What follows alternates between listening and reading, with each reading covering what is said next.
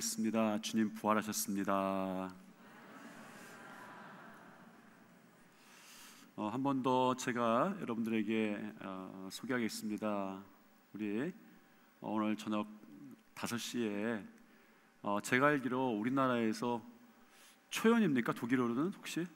독일어로 초연이 되는 메시아입니다. 메시아 공연이 있는데 그때 여러분들 다 초대합니다. 주변에서 더 데리고 오셔도 될 것 같고요. 우리가 굉장히 몇 달 동안 우리 연습하셨고 또 준비하셨습니다. 오늘 저녁 때 찬양 가운데에 큰 은혜가 있을 줄 믿습니다. 여러분 옆 사람에게 다시 한번 인사하십시오. 저녁 때 봅시다.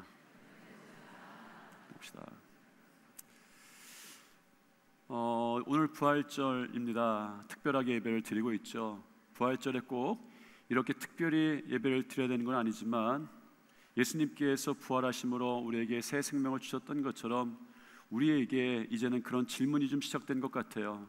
이제 예배를 떠나고 교회를 떠나는 사람들에 대해서 우리가 고민하며 질문할 때에 그 질문 가운데 예배에 대한 이야기도 있어야 할 것으로 생각을 합니다. 그래서 오늘 우리 예배를 특별하게 드리지만 앞으로 우리 여러분들과 이런 질문을 놓고 한번 이야기를 할 것 같습니다. 오늘 예배가 아마 그런 시작인 것 같습니다. 앞으로 정말 우리 다음 세대를 위해서, 청소년들 위해서, 청년을 위해서, 젊은 사람들을 위해서, 또 교회를 떠난 사람들을 위해서 우리 교회가 어떻게 그들 향해서 문을 열고 같이 예배로 초청할 것인가, 이런 고민의 문제들을 여러분들께 앞으로도 계속 좀 내놓으려고 합니다.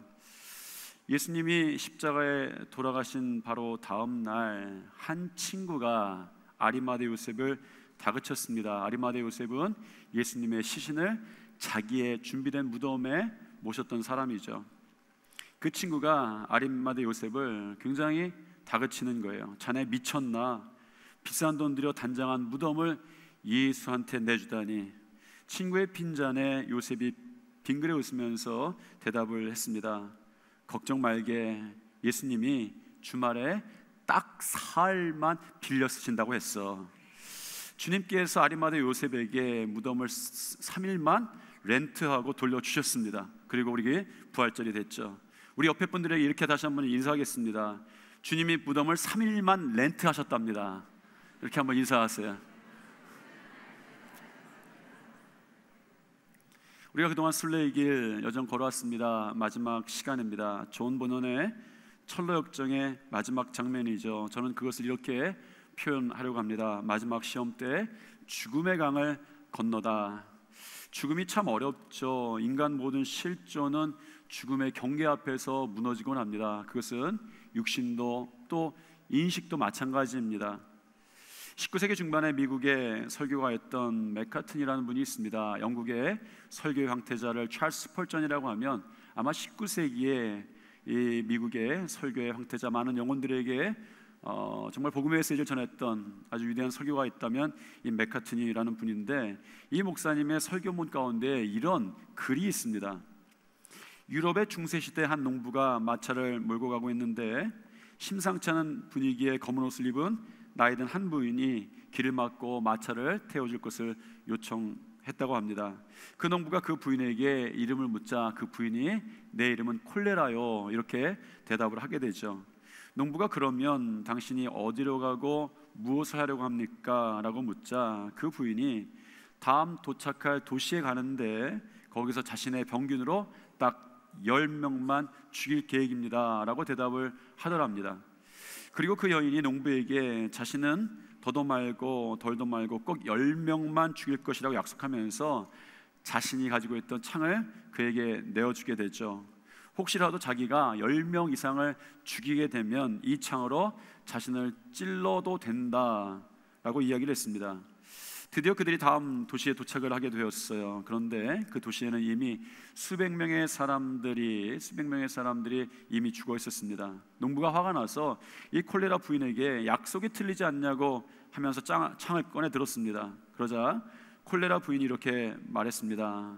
잠깐만요, 난 분명히 10명만 죽일 계획이었습니다. 지금 눈앞에 보이는 죽은 사람들은 내가 죽인 것이 아니라 내가 온다는 소식을 듣고 두려움으로 죽은 사람들입니다.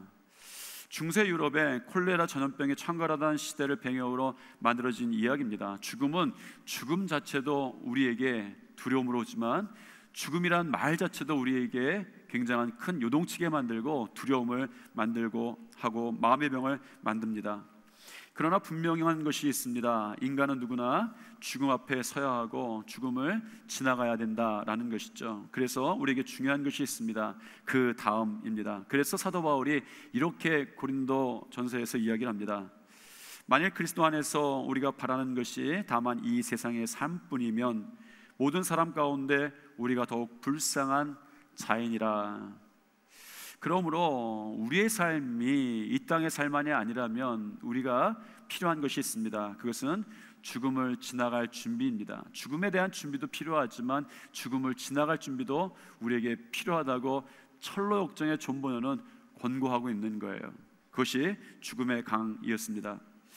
이 죽음의 강을 지나기 위해서 세 가지 준비할 것을 이 철로 역정에서 은유적으로 나타냅니다. 첫 번째는 뷸라의 땅을 지나가야 합니다.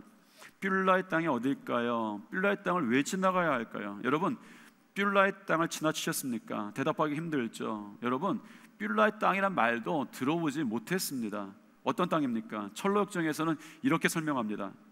순례자들은 뷸라의 땅으로 들어갔다. 그곳의 공기는 매우 달콤하고 상쾌했다. 이 땅에는 햇빛이 밤낮으로 계속 비추어서 사망의 음침한 골짜기와 절망 거인이 이를 수 없었다.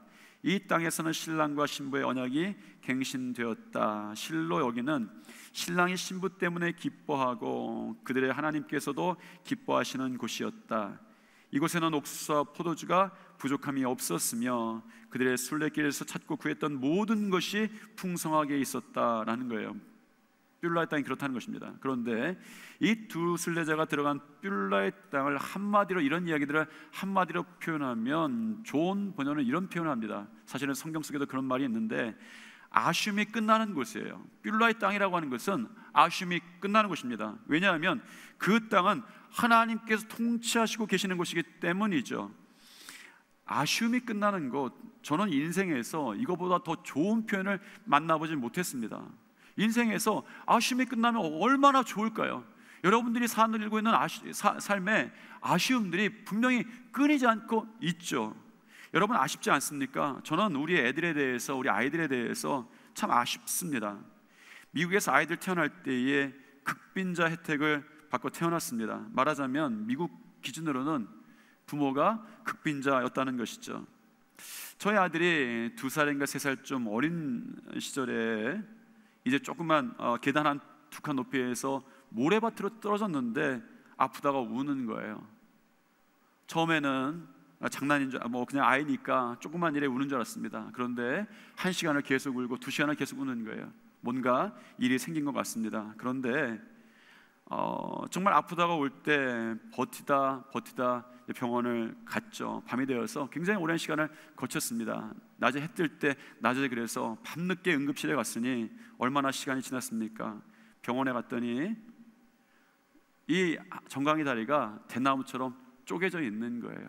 그런데 아이가 아프다고 하면서 병원에 못 갔습니다. 왜냐하면 미국은 의료비가 비싸요. 물론 극빈자 혜택도 있지만 그것을 다 무조건 극빈자라고 다 받을 수 있는 건 아닙니다. 신청하는 것도 너무 어렵고 그것도 받을 수 있을지 없을지도 잘 모를 때도 있죠. 의료비가 무서워서 버텼는데 갔더니 다리가 쪼개져 있었고, 그리고 그 후에 4개월 동안 이 가슴 밑으로 다 기부스를 하고 제가 안고 다녔던 기억이 있습니다. 그럴 때 좀 더 나은 형편의 부모가 아니었던 게 참 아쉬웠어요.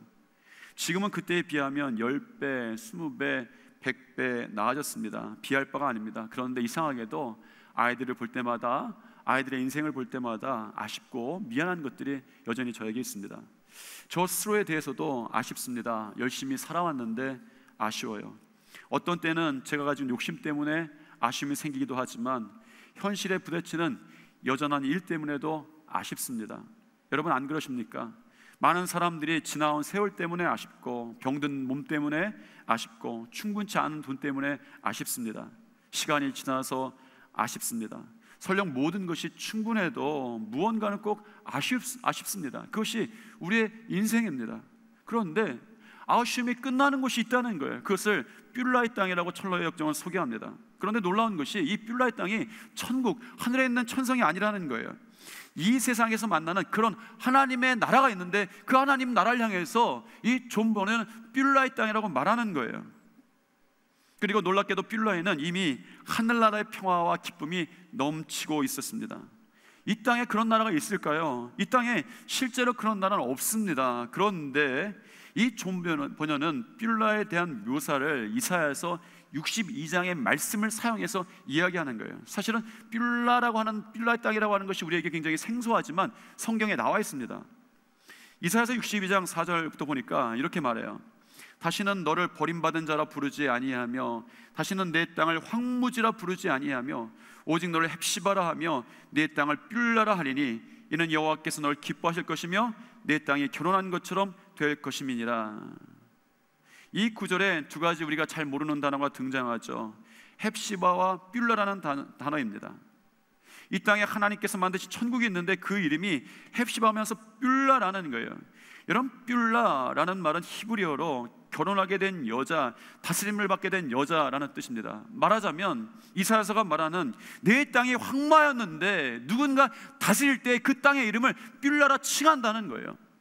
그 땅이 정말 곤고의 땅이었는데 누군가 다스리기 시작할 때에 그 땅에 헵시바가 임한다는 거예요. 그 땅에서 그런 일들이 벌어진다는 것이죠. 성경의 인물들 가운데에 야곱이라는 사람이 있습니다. 야곱처럼 험난한 인생을 산 사람이 없죠. 자기 스스로 그런 이야기를 합니다.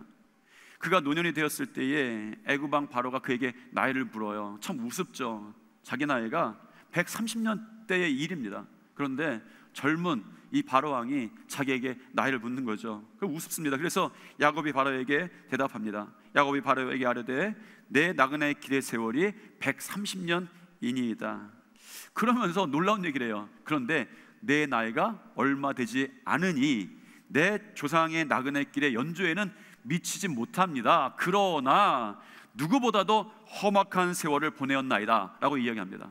자기 조상들이 자기보다 훨씬 많은 인생을 살았잖아요. 성경에 보면 130년이 아니라 수백 년을 산 사람들이 나왔잖아요. 그런데 그 사람들을 보면서 야곱이 자신 있게 말하는 거예요. 내 인생이 얼마나 험악했는지 아십니까?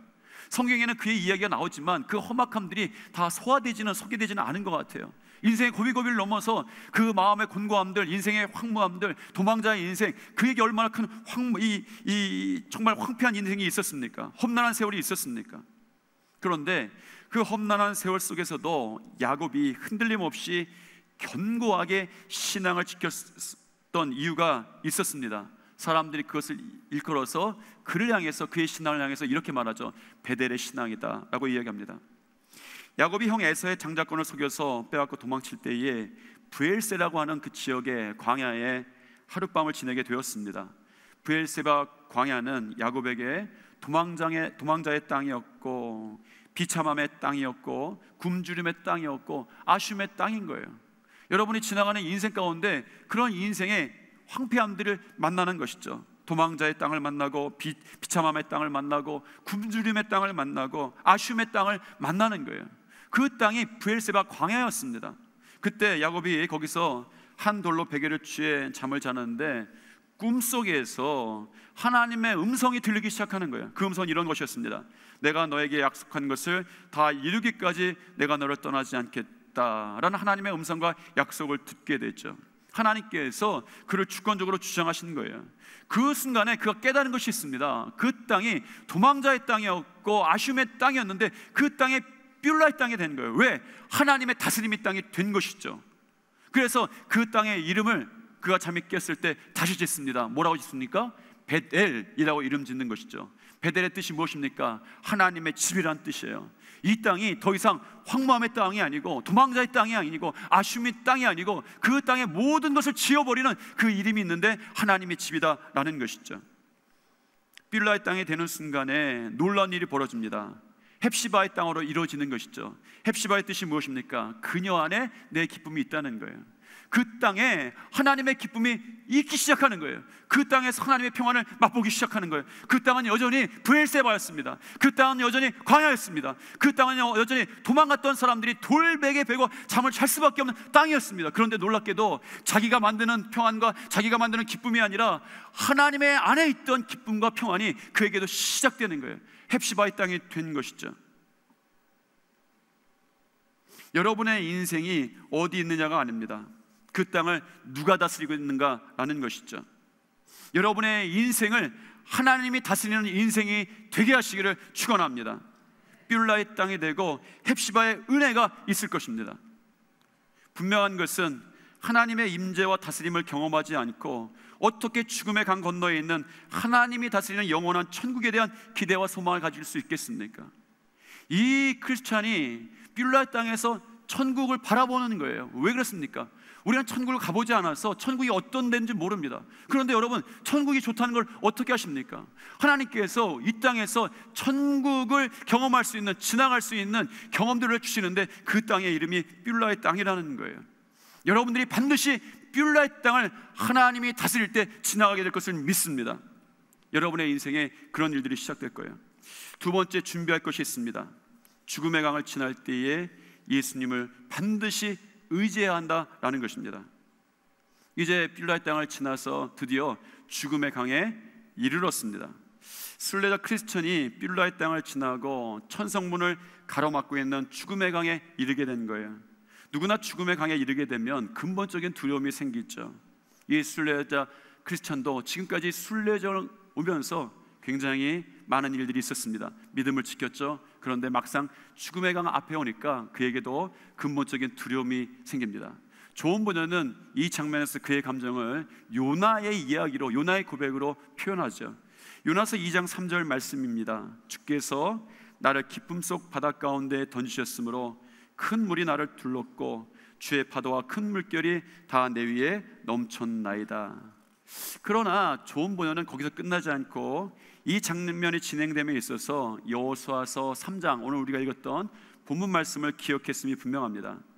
출애굽한 이스라엘 백성들이 여호수아와 함께 광야 생활을 거쳐서 이제 가나안 땅을 앞두게 되었어요. 말하자면 광야 생활 다 지났습니다. 이제 그들 앞에 가나안 땅, 하나님이 약속된 축복의 땅이 있죠. 그러나 그들의 문제가 다 끝난 것이 아니었습니다. 그들 앞에 나타난 마지막 장애물이 있었죠. 그것이 요단강이었습니다. 하나님은 요단강을 건너는 당신의 백성들을 위해 배를 준비해 주신 것이 아닙니다. 다리를 놓아주신 것도 아니에요.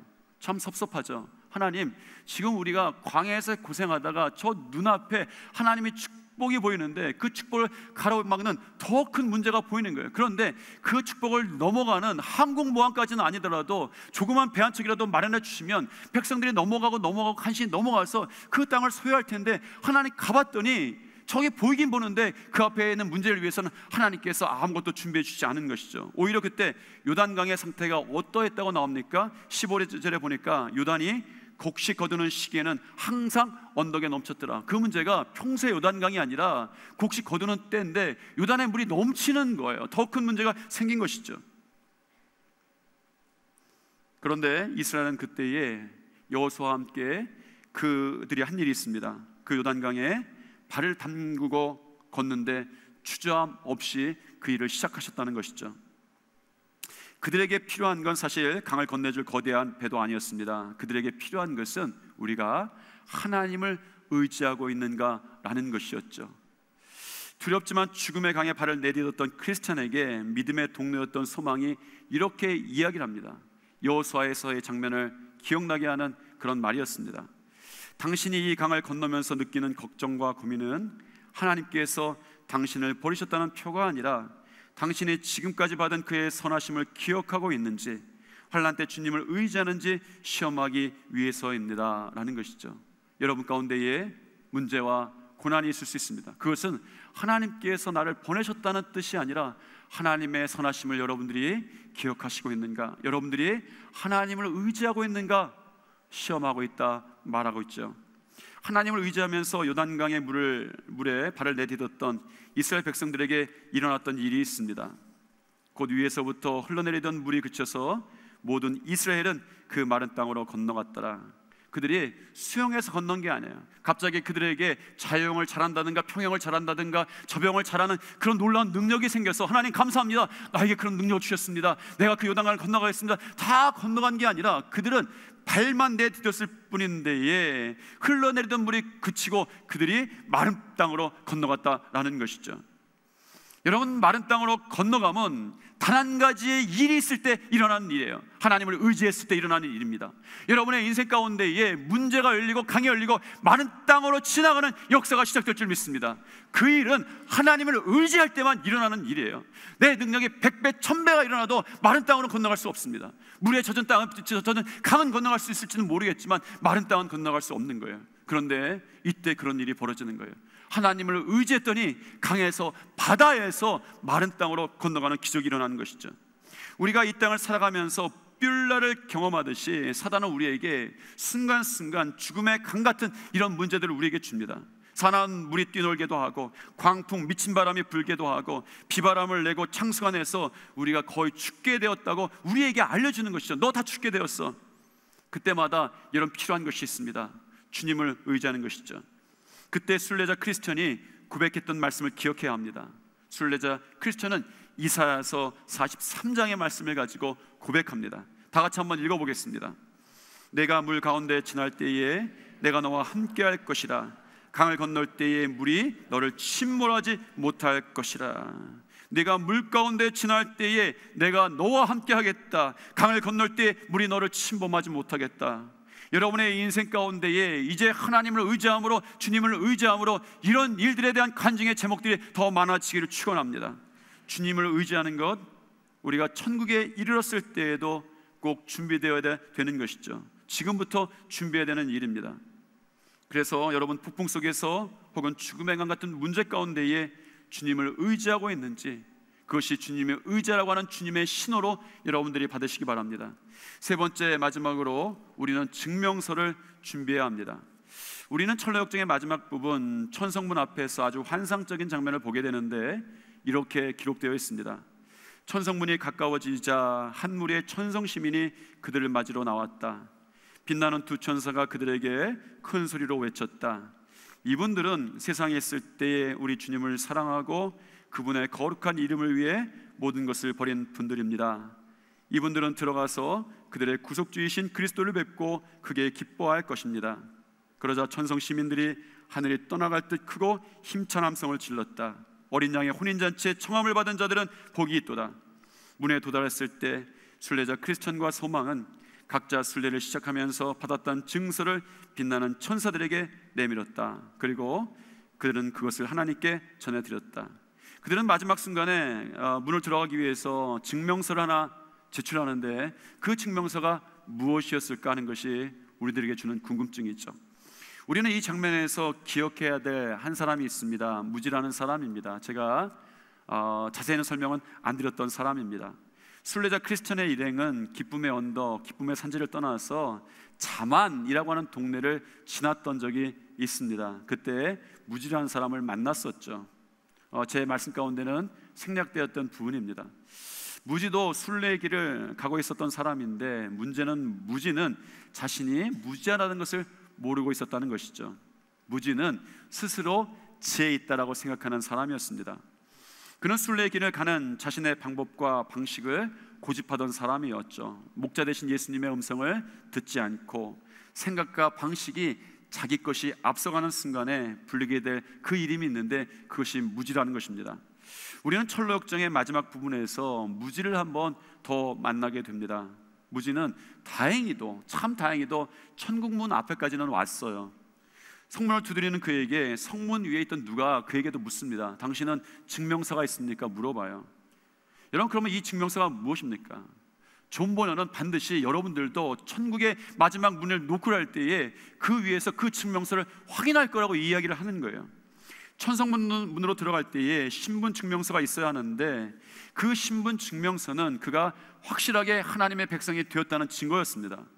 무지는 이 신분 증명서가 없었습니다. 그래서 철로역정에 그에 대한 마지막 문단은 이렇게 기록되어 있습니다. 증명서가 없지 않소. 무지는 아무 말도 못했다. 왕은 내려와 보지도 않았다. 대신에 두 천사에게 무지를 결박하여 내치라고 엄하게 명령하였다. 이 무지가 가진 곳이 있습니다. 무지갱입니다. 굉장히 무서운 일이죠. 그러니까 증명서가 없으면 굉장히 무서운 일이 일어난다는 거예요. 우리는 이 하나님의 백성이라고 하는 이 구원의 신분 증명서를 생각할 때에 반드시 기억해야 할 성경 구절이 있습니다. 좋은 번역은 그것이 천국의 증명서라고 우리에게 말해주죠. 로마서 10장 9절 말씀입니다. 다 같이 한번 읽어보겠습니다. 내가 만일 내 입으로 예수를 주라 시인하며 또 하나님께서 그를 죽은 자 가운데서 살리신 것을 내 마음에 믿으면 구원을 받으리라 라는 것이죠. 그 증명서에는 두 가지가 기록되어 있습니다. 하나는 내가 예수님을 주로 시인하였다는 거예요. 예수님이 나의 주인이라고 고백했다는 거예요. 두 번째는 하나님께서 예수님을 살리신 죽은 자 가운데서 살리신 것을 믿는다라는 것입니다. 부활신앙이죠. 여러분에게 그 증서의 이 두 가지가 더 확실해지기를 축원합니다. 여러분의 인생 가운데 예수님이 주시고 나의 어떤 인생의 문제가 있을 때마다 내가 죽음 가운데 살리신 하나님을 믿습니다 라고 하는 고백이 여러분의 증명서 가운데 지금부터라도 더 확실해지기를 축원합니다. 혹시라도 여러분의 삶 가운데 이 증명서를 잃어버리셨을 수도 있습니다. 예수님이 나의 주님이십니다, 그렇게 신앙을 고백했었는데 어느 날 나의 삶의 주인이 내가 되었고, 나의 문제 가운데 죽은 자 가운데 살리시는 하나님을 믿었는데 죽은 자 가운데서 무덤을 바라보는 신앙으로 우리가 변했던 적이 있습니다. 그러나 오늘 이 철로역정의 마지막 부분에 있어서 여러분들에게 말씀드립니다. 여러분의 증명서에 반드시 기록되어야 될 두 가지가 있다면, 한 가지는 예수님을 주로 고백하는 것이고, 다른 한 가지는 하나님께서 죽은 자 가운데서 예수 그리스도를 살리신 것처럼 나를 살리실 것이다 라는 믿음입니다. 이런 믿음이 이 부활절에 여러분 가운데 확실해지기를 축원합니다.